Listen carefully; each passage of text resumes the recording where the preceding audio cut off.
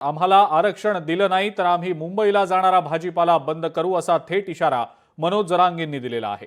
इतकंच नाही तर नेत्यांना सुद्धा महाराष्ट्रभर फिरू देणार नसल्याचा इशारा जरांगेंनी दिलेला आहे। या संदर्भात मंत्री छगन भुजबळ यांनी सुद्धा प्रतिक्रिया दिलेली आहे।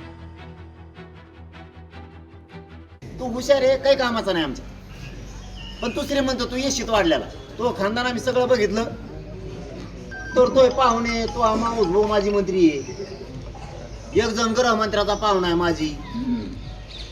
तुमचे खानदान पुरे येशीत वाढलेले, आम्ही गळक्या पत्र्यात वाढलेले लोक आहेत, पडलेल्या घरात वाढलेले आहेत। आम्ही आमचं घेतो, आम्ही आमच्या समाजाला देतो, तू टेन्शन घेऊ नको। हुकलं फिकलं तर आता आंदोलन करायची गरज नाही, उपोषण करायची गरज नाही, यांना भाजी नाही द्यायचं, पाला नाही द्यायचा, दूध नाही द्यायचं, मुंबईत तिथंच वाळू खामाना।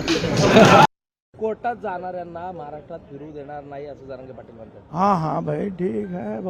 अब वो तो जो है तो अभी त्यांनी जे आहे महाराष्ट्र विकतच घेतला की काय केलंय काय देवाला माहिती नाही, काय सगळं राज्य त्याचंच काय बघू आम्ही काय करायचं। लोकशाही मराठी ऐका, पहा, जागरूक रहा।